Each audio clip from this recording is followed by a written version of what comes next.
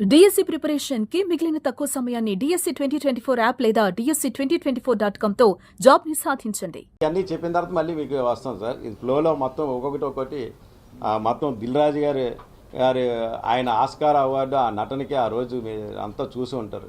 ఆయన వ్యక్తిత్వం బయట పెట్టాలా, ఇది వాస్తవం కాదా, దాన్ని తీసుకొచ్చి ఇంకోటి నిన్న మీరు టీవీలో స్క్రోలింగ్లు అన్నీ చూసుంటారు, మొత్తం స్క్రోలింగ్లు అన్నీ చూసుంటారు. పవన్ కళ్యాణ్ గారు స్టేట్మెంట్ ఇచ్చారు. ఏం స్టేట్మెంట్ ఇచ్చారు? ఈసారి నా సినిమా అయినా సరే రేట్లు రావాలంటే త్రూ ఛాంబర్ ద్వారా రావాలి ఆయన స్టేట్మెంట్ ఇవ్వడం జరిగింది. దీనికి నటుడు ఆస్కార నటుడు దిల్ రాజు గారు వెంటనే స్వాగతిస్తున్నామని చెప్పారు. మీరు చూసి ఉంటారు స్కూలింగ్లో. ఈరోజు పవన్ కళ్యాణ్ గారు పెట్టకుండా స్వాగతిస్తామని చెప్తారు. పవన్ కళ్యాణ్ గారి సినిమా జూన్ 12 అని తెలిసి జూన్ 1 బంద్ అని అన్నీ ఇదే టీవీ స్క్రోలింగ్లు అన్నీ వచ్చాయిగా, ఇదే స్క్రోలింగ్లు అన్నీ వచ్చాయి కదా, నువ్వెందుకు ఇది ఖండించలేదు? అంటే మమ్మల్ని అడ్డు పెట్టుకుని నువ్వు నైజాం నవాబుకే వెళ్ళాలనుకుంటున్నావు. దానికి మేము ఒప్పుకోలేదు. దానికి తిరిగి మా మీద పెట్టావు. ప్రజలందరూ గమనిస్తానన్నారు. మా నాయకుడు కూడా నేను ఎటువంటి వాడు, అనుశ్రీ సత్యనారాయణ ఎటువంటి వాడు, దిల్ రాజు ఎటువంటి వాడు, సినిమా ఇండస్ట్రీలో ఎవరాలు ఎటువంటి వాడు అందరికీ తెలుసు. మొత్తం యావత్ ప్రపంచానికి తెలుసు మీ యొక్క స్వార్థాలు. దాన్ని మీరు ఈ విధంగా పెట్టి మీరు నిజంగా అరవింద్ గారు ప్రెస్ మీట్ పెట్టి నాకు 15 థియేటర్లు ఉన్నాయి, నేను ఇంకా టైం అయిపోగానే వదిలేస్తున్నారు. మీరు ప్రెస్ మీట్ పెట్టినప్పుడు పక్కన సురేష్ బాబు సునీల్ని ఎందుకు పెట్టుకోలేదు మీరు? అంటే లోపాయకరంగా మీరు కలిసి ముగ్గురు ఒకటే, కానీ ప్రెస్ మీట్లో మాత్రం నేను ఒక్కటే నాకు ఇన్ని థియేటర్లు ఉన్నాయంటే అంత పిచ్చోలా మీరు.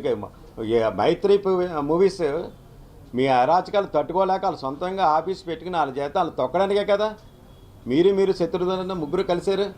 అది ప్రజలందరికీ తెలియదా? ఇండస్ట్రీలో అందరికీ తెలియదా? చెప్పండి దిల్ రాజు గారు. మీరు చేస్తున్నది మీకు ఏదో అపరమేధావని ఆయన చెప్పడం. దిల్ రాజు డ్రీమ్స్ అంట, ఇదేనా మీ డ్రీము? దిల్ రాజు డ్రీమ్స్ అంటే నైజాం నవాబుగా మొత్తం ఎవరిని రాకుండా మీరు తొక్కేసి నైజాం మా వంకని మొత్తం అంతా రాష్ట్రం మొత్తం వేలేద్దారన్న, అదేనా దిల్ రాజు డ్రీమ్ అంటే? మళ్ళీ ఆయన అంతా ఈ స్టేజ్లో ఉన్నాడంట. ఈ స్టేజ్లో ఉన్నవి నువ్వు ఎగ్జిబిటర్ సెక్టారు, ఆంధ్రాకి సంబంధించిన ఎగ్జిబిటర్ సెక్టారు రామ్ ప్రసాద్ గారు చైర్మన్ గారికి ఆయన మీరు సురేష్ బాబు గారు ఒత్తిడి చేసి ఛాంబర్లో లెటర్ పెట్టించారా లేదా? ఎందుకు అది? ఇది నిజం కాదా? అది కూడా 18వ తారీఖు 18వ తారీఖు ఆ లెటర్లు కూడా ఉన్నాయి. ఇదిగో అది ఆయన చెప్పడం కూడా జరిగింది.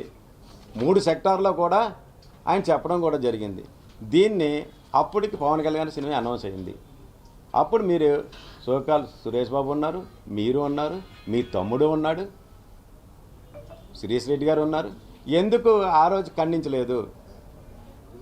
ఖండించడం వదిలే, శిరీష్ రెడ్డి గారు 3 సెక్టార్లో కూడా ఎట్టి పరిస్థితుల్లో జూన్ 1 నుంచి బంద్ అని చెప్పారా లేదా? అందరు ఇక్కడ తీయండి. అది అందరూ కూడా తెలిసిన విషయమే కదా. 3 సెక్టార్లలో దీన్ని మీరు నా మీదకు తోలి ఏదో మీరు తప్పించుకున్నారంటే అది కరెక్ట్ కాదు. భగవంతుడు ఉన్నాడు, అంతకంతా ఉంచి నా దేవుడు శ్రీ పవన్ కళ్యాణ్, ఆయన అంతా గమనిస్తాడు. అంత అమాయకులు శిక్ష పెడితే ఒప్పుకోడు, దుర్మార్గులు చండాలం ఏదో అంటారు కదా, మొత్తం తోలు తొక్క తీసి అంతు చూసేస్తాడు దుర్మార్గులు ఎవరైనా చేశారంటే. ఎందుకంటే నేను పార్టీ పెట్టినప్పటి నుంచి ఉంటున్నాను. పార్టీ పెట్టినప్పటి నుంచి నేను పవన్ కళ్యాణ్ గారి పార్టీ సిద్ధాంతాలు కానీ అది కానీ నేను ఎప్పుడూ అవాయిడ్ చేయలేదు. నాకు నిజంగా చాలా బాధాకరమైన విషయం. నా వ్యాపారాలు మానుకొని ఎక్కువ అసలు ఈ మధ్య చూడండి నా థియేటర్లు నాకు ఈ సినిమాలే చేయటం లేదు. నేను వ్యాపారం బాగలేదు, సినిమాలు చేయటం లేదు. అయినా సరే సినిమాలు కూడా ఎలాగుంటున్నాయో మీరు పేయింగ్ కూడా లేవు చాలామంది. వాటికి నేను మామూలుగా ఉంటే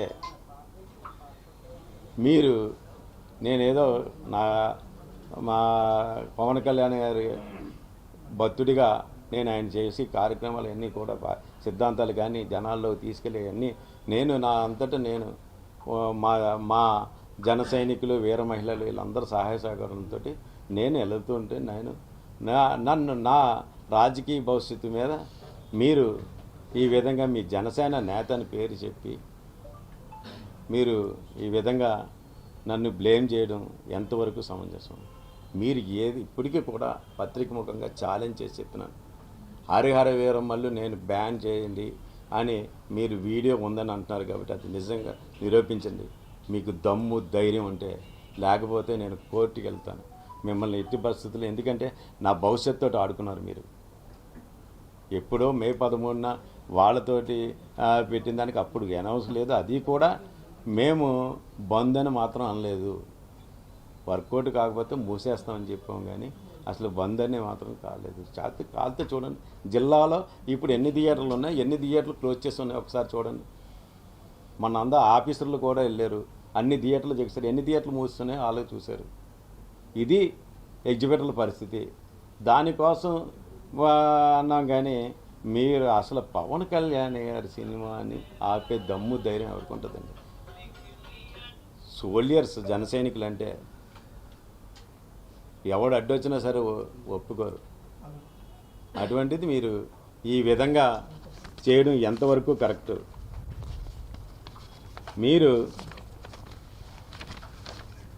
మీరు సురేష్ బాబు, మీ తమ్ముడు శిరీష్ రెడ్డి, సునీల్ మీరు చేస్తున్న అరాచకాలు అందరికీ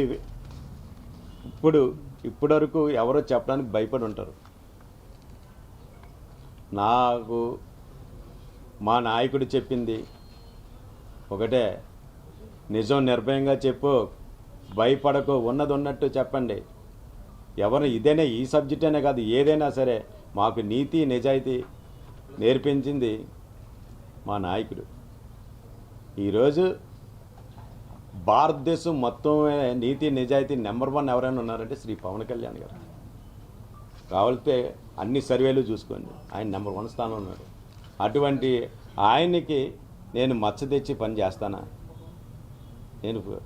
నేను నా ప్రాణం ఉన్నంత వరకు నేను పవన్ కళ్యాణ్ గారితో ఉంటాను. పవన్ కళ్యాణానికి ఎట్టి పరిస్థితుల్లో ఎవరు ఏ విధంగా చేసి నేను ఒప్పుకోను, క్షమించను కూడా. ఇది నేను అందరికీ ఎదుర్కొంట పత్రికా ముఖంగా అందరికీ కూడా తెలియజేయడం జరిగింది. అసలు ఇప్పుడైనా మీరు ఎంత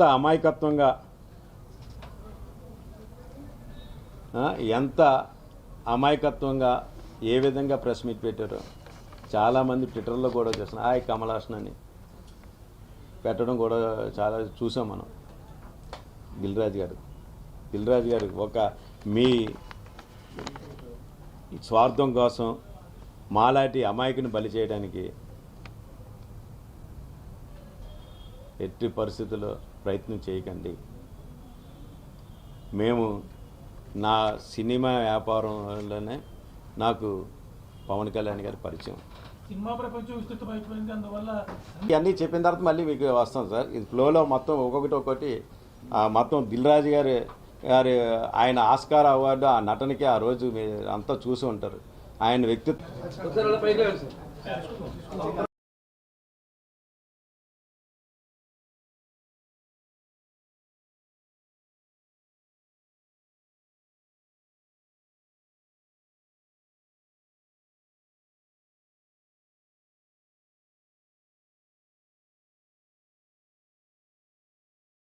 సొంతంగా తీసేసుకుంటున్నారు. ఈ సినిమా ప్రపంచం విస్తృతంగా అయిపోయింది. సో అందువల్ల సమిష్టి నిర్ణయాలు తీసుకోలేకపోతున్నారు. ఏంటి దానికి ఏం చెప్పాడండి ఆయన సమిష్టి నిర్ణయాలు తీసుకోకపోతున్నాడు. సమిష్టి నిర్ణయాలు ఎప్పుడు తీసుకుంటాడండి? నువ్వు